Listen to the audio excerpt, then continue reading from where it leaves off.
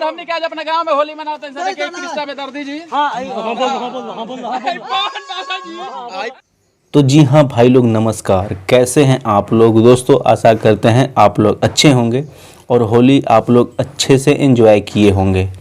दोस्तों आप लोग इस वीडियो में देख रहे होंगे कि खेसारी लाल यादव के राइटर पवन पांडे और कृष्णा बेदर्दी जी का ये वीडियो कुर्ता फार होली का ये वीडियो क्लिप बहुत ही तेज़ी से सोशल मीडिया पर वायरल हो रहा है। दोस्तों ये वीडियो में राइटर पवन पांडे और कृष्णा बेदर्दी जी काफ़ी एंजॉय करते नज़र आ रहे हैं। इन लोगों के साथ जो और लोग भी काफ़ी मस्ती करते आप लोग देख सकते हैं वीडियो में। दोस्तों ये वीडियो में जो लोकेशन है आप लोग पवन पांडे और कृष्णा बेदर्दी जी के गांव का ही है।